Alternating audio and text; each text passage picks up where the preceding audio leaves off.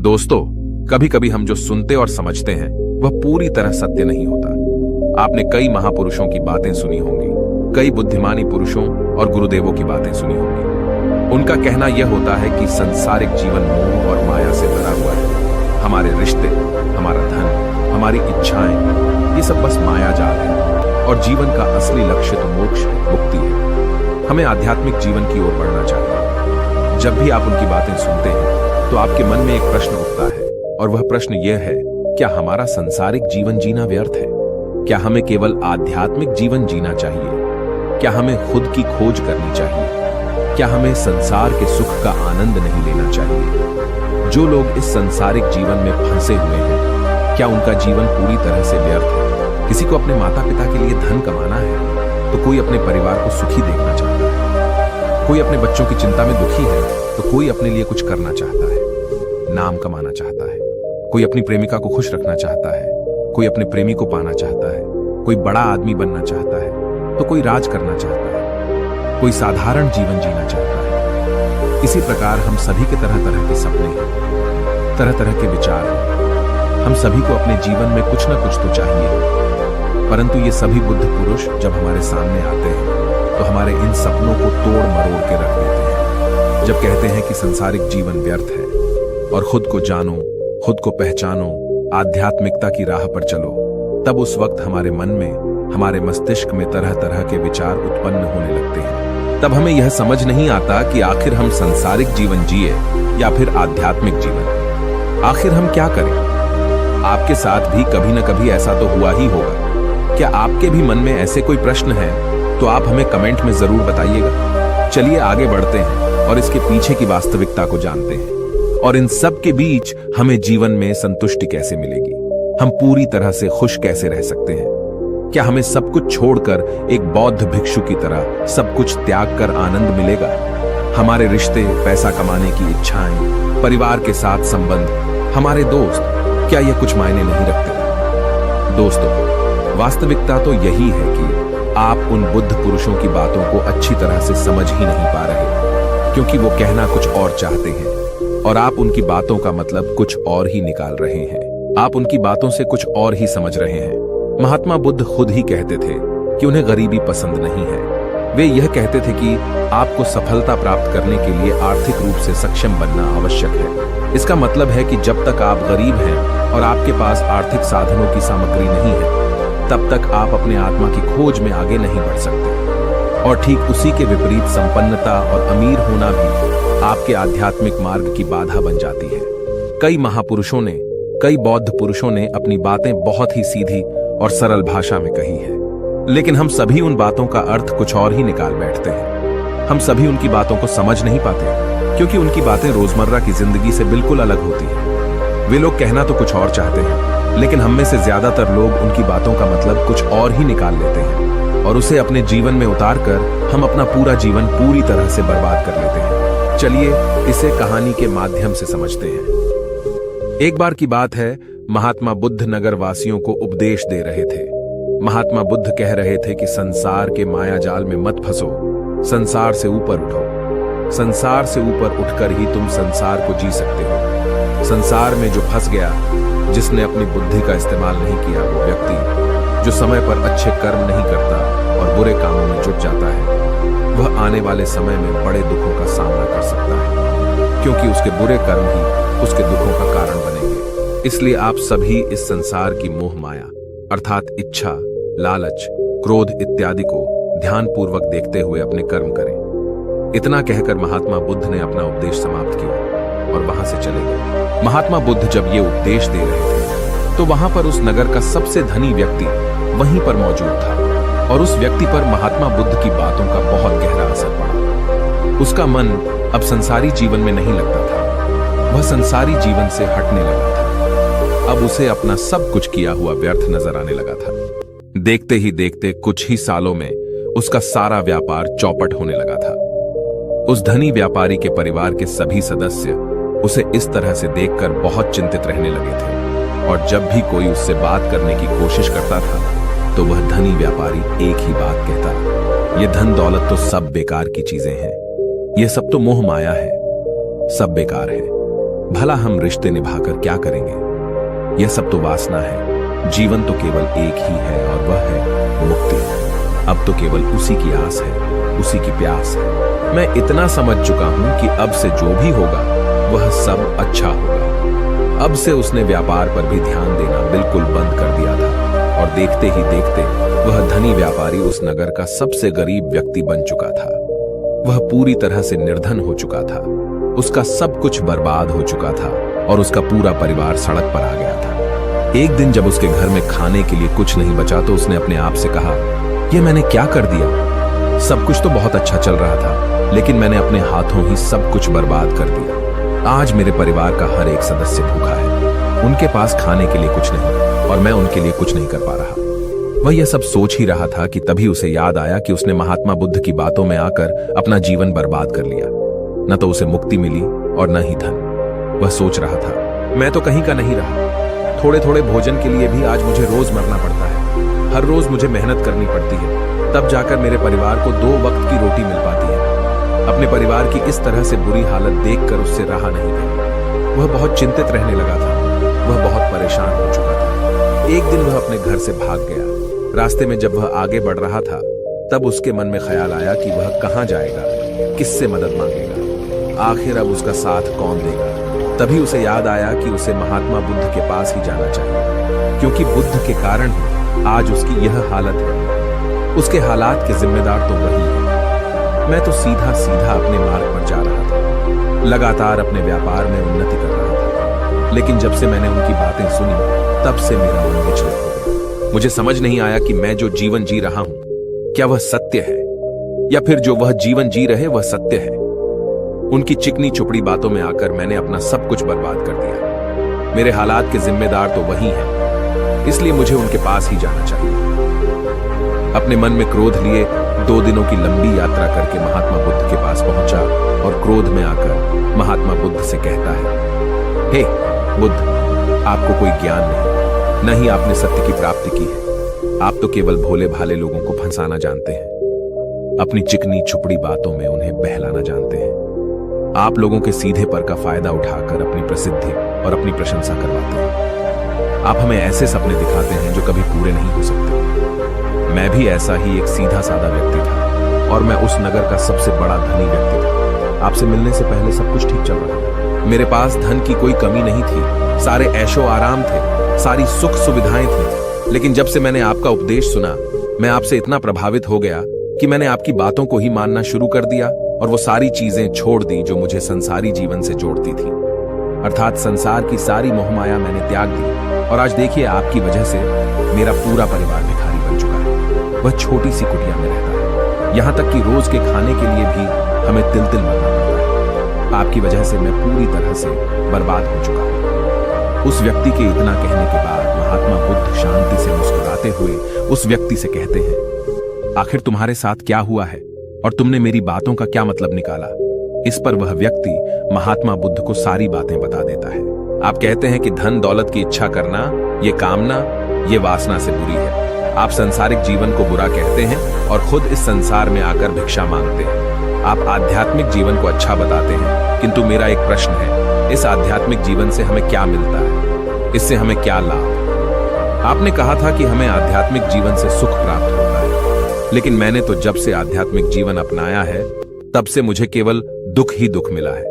यहां तक कि मेरे पास जो कुछ भी था वह भी सब मैं खो बैठा हूं। आप लोगों को झूठा सुख दिखाकर उन्हें अंधकार में ढकेल देते हैं। क्या यह वास्तविकता नहीं है? इस पर महात्मा बुद्ध मुस्कुराते हुए उस व्यक्ति से कहते हैं, बेटा, तुम बहुत दूर से आए हो, अभी तुम विश्राम करो। रात को आकर मैं तुम्हें तुम्हारे सभी प्रश्नों का जवाब दूंगा। पहले तो उस व्यक्ति ने इनकार किया, लेकिन महात्मा बुद्ध के आग्रह पर वह व्यक्ति महात्मा बुद्ध की बात मान गया और आश्रम में जाकर विश्राम करने लगा।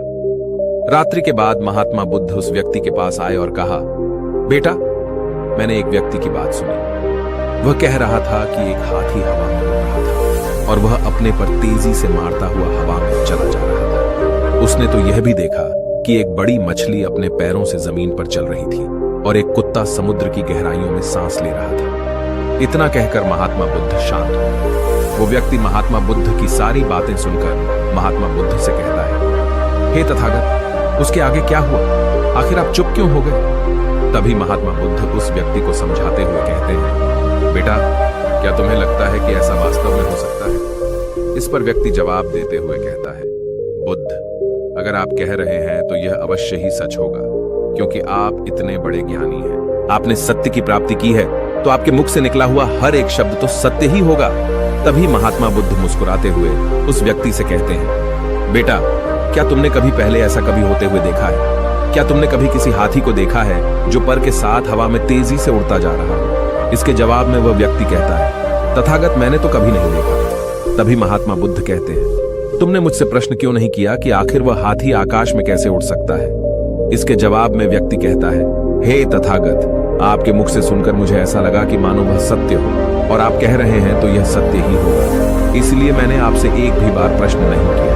तभी महात्मा बुद्ध उस व्यक्ति को समझाते हुए कहते थे, कभी किसी की बातों पर मत जाना, बल्कि खुद विचार करो। स्वयं सोचो कि उस बात में कितनी सच्चाई है। जो व्यक्ति कह रहा है, क्या वह सच है?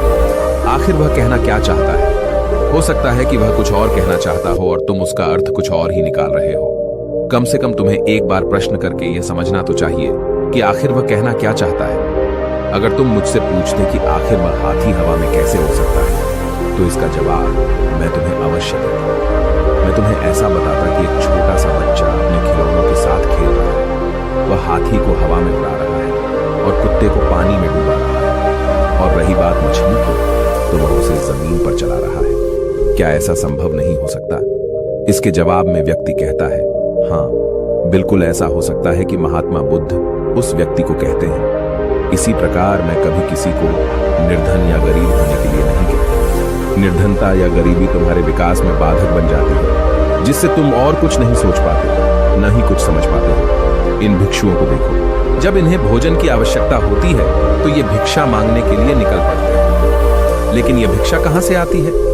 इसके जवाब में व्यक्ति कहता है, हे तथागत, हर कोई रोज मेहनत करता है ताकि उसके परिवार का पालन पोषण हो सके, और जो वह मेहनत करता है उसके बदले में उसे कुछ पैसे मिलते हैं। उन पैसों से भोजन खरीदता है, और वही भोजन वह आपको भी सौंपता है, और वहीं से भिक्षा आती है। तभी महात्मा बुद्ध उस व्यक्ति से एक और प्रश्न करते हैं, बेटा, यह बात तो सत्य है, लेकिन तुम क्या मुझे यह बता सकते हो कि आखिर यह धन कहां से आता है? इसका जवाब देते हुए व्यक्ति कहता है, हे तथागत, धन तो सभी लोग अर्जित करते हैं, सभी कमाते हैं। तभी महात्मा बुद्ध इस व्यक्ति को समझाते हुए कहते हैं, ठीक इसी प्रकार दुनिया में यदि हर कोई भिक्षा मांगने लग जाए तो आखिर भोजन कहां से आएगा? अनाज कौन उगाएगा? व्यापार कौन करेगा? और लोगों की रक्षा के लिए धन कहां से इकट्ठा होगा? लोगों की जरूरतें कैसे पूरी होगी? यह सुनकर व्यक्ति थोड़ा सा अचरज में पड़ गया और महात्मा बुद्ध से कहता है, किंतु हे तथागत, आप ही तो कहते हैं कि मनुष्य की इच्छा, कामना और वासना, लालच और क्रोध, ये सभी मनुष्य के विकार हैं और हमें इनसे दूर रहना चाहिए, तभी वह आत्मज्ञानी कहलाता है। तभी महात्मा बुद्ध कहते हैं, बेटा, मैं तो अभी भी यही कह रहा हूं कि मनुष्य को इन सब चीजों से दूर रहना चाहिए। इस पर व्यक्ति महात्मा बुद्ध की बात काटते हुए कहता है, हे तथागत, पर दुनिया तो इसी पर चल रही है, इसके बिना भला यह संसार कैसे चल सकता है? हर किसी को पैसों की जरूरत है, बिना पैसों के वह अपने परिवार को नहीं चला सकता, वह अपने परिवार का पालन पोषण नहीं कर सकता, वह अपने परिवार के लिए भोजन नहीं ला सकता, और यदि वह पैसे नहीं कमाएगा तो वह भूखा मर जाएगा। तभी महात्मा बुद्ध कहते हैं, बेटा, यह संसार इन चीजों से नहीं चल रहा, इन चीजों से बिगड़ रहा है। इस पर व्यक्ति कहता है, हे तथागत, आखिर आप क्या कहना चाहते हैं? मैं आपकी बात समझ नहीं पा रहा। संसार में इच्छा, कामना, वासना और क्रोध ही तो है, और जब हम इनका त्याग कर देते हैं तब हम आध्यात्म के मार्ग की ओर आगे बढ़ते हैं, अर्थात मुक्ति के मार्ग पर, यानी कि हम सन्यासी के मार्ग पर चलते हैं। इस पर महात्मा बुद्ध जवाब देते हुए कहते हैं, बेटा, तुमने जो कुछ कहा वह भी एक बहुत बड़ा सत्य है। इच्छा, कामना, वासना और क्रोध, ऐसे ही बुरी भावनाओं को छोड़ देने से हम संसार छोड़कर सन्यासी हो जाते हैं, और इन्हीं सभी चीजों को छोड़कर भी हम संसार में जी सकते हैं, धन कमा सकते हैं, मान, पद, प्रतिष्ठा और सम्मान कमा सकते हैं, क्योंकि हम सब अपना कर्म ही तो कर रहे हैं। एक किसान खेती करता है, पर वह अपनी खेती बिना बुरी भावनाओं के भी कर सकता है। एक व्यापारी व्यापार करता है, और इस व्यापार में चीजों को यहां से वहां पहुंचाना होता है, और वह व्यापारी इन चीजों को बिना बुरी भावना के कर सकता है। ठीक उसी प्रकार एक राजा भी अपनी प्रजा की रक्षा करता है और वह भी अपने कर्म बिना किसी बुरी भावना के कर सकता है। और एक भिक्षु इन सभी लोगों को सही प्रकार और सही कार्य करने के लिए मार्गदर्शन करते हैं, जो उस भिक्षु का कर्म है, जो उसका कार्य है। और जो व्यक्ति जागृत होकर अपने कर्मों का सही पालन करता है, वास्तविकता में वही सन्यासी है, वही भिक्षु है। क्योंकि हम जो भी कर्म कर रहे हैं वह हमारा इस संसार में रहने के लिए, जीवित होने के लिए, जीवन जीने के लिए केवल एक माध्यम मात्र ही है। उसे छोड़कर हम कुछ भी नहीं पा सकते।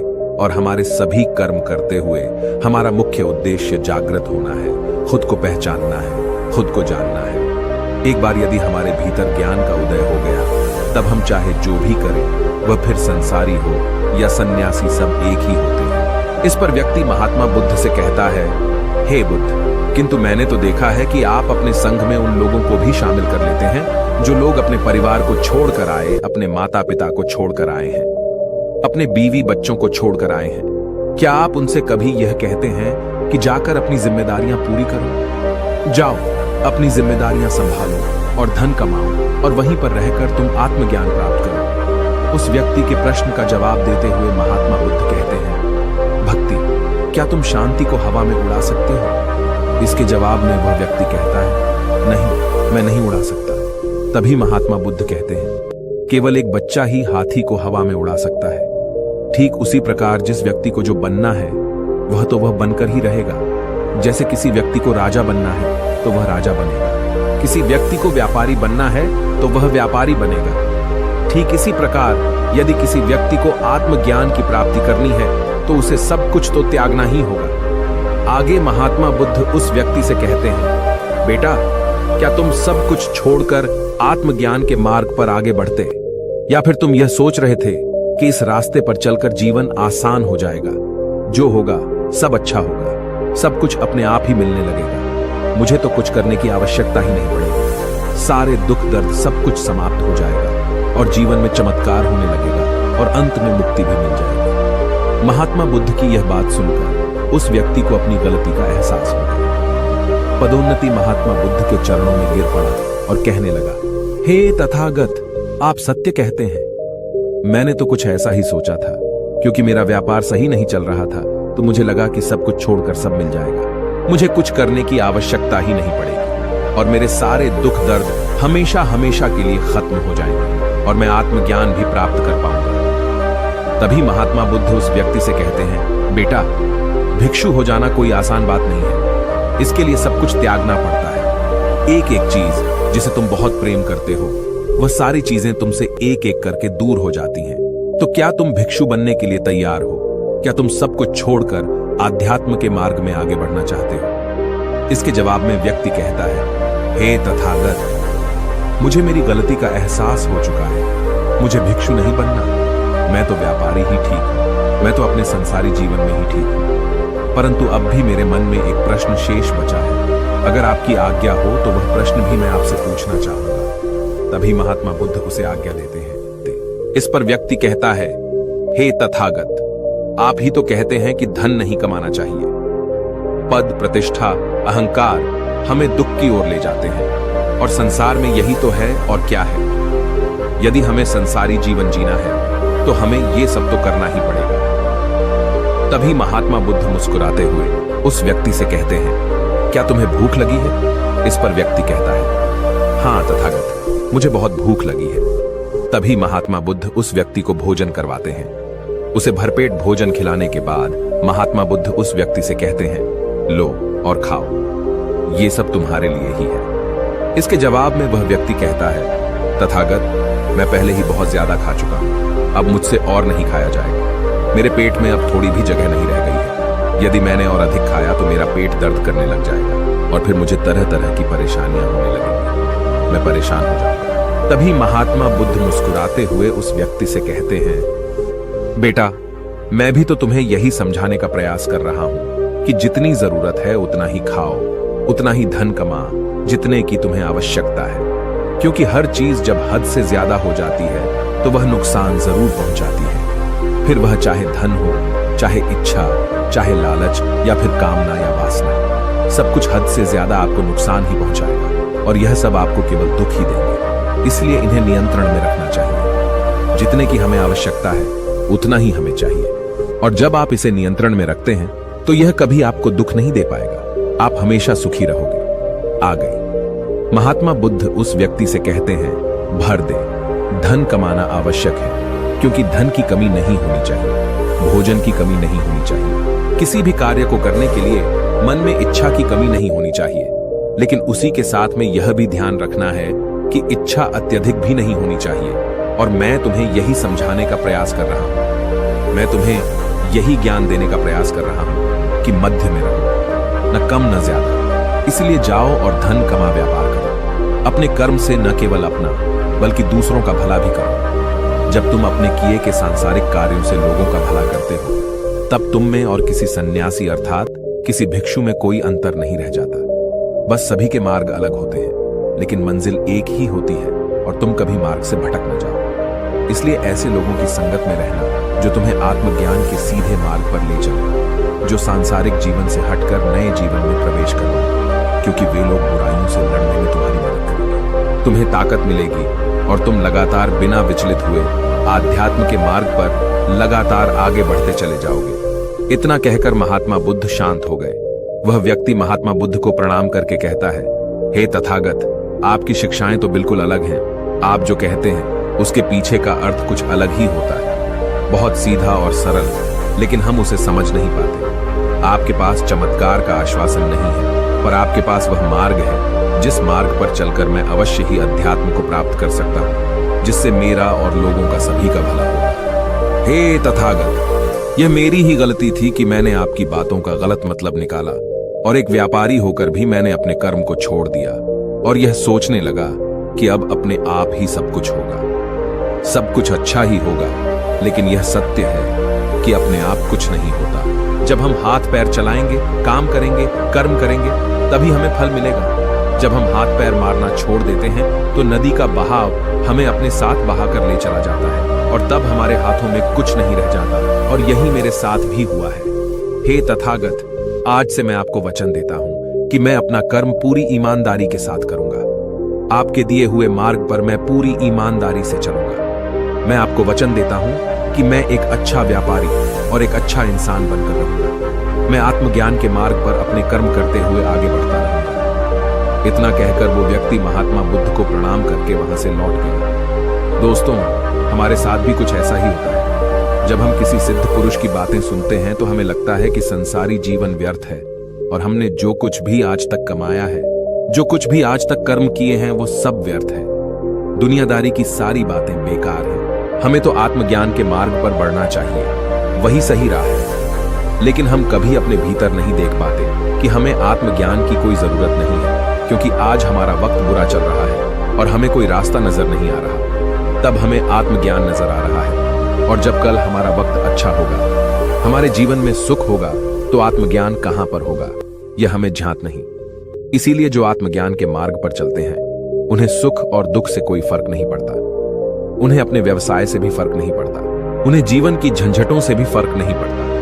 वह तो बस आत्मज्ञान के इस मार्ग पर खुशी खुशी चलते रहते हैं और अपनी मंजिल तक पहुंच ही जाते हैं। दोस्तों, आज के इस वीडियो से आपने क्या सीखा वह मुझे आप कमेंट में जरूर बताइए। इसी के साथ में उम्मीद है कि आपको आज की वीडियो भी जरूर पसंद आई होगी। इस वीडियो को लाइक और अपने दोस्तों के साथ शेयर जरूर कीजिएगा और साथ ही चैनल को सब्सक्राइब और घंटी बटन को भी दबा दीजिएगा। चलिए फिर मिलते हैं एक और वीडियो में। तब तक के लिए अपना ख्याल रखें। धन्यवाद।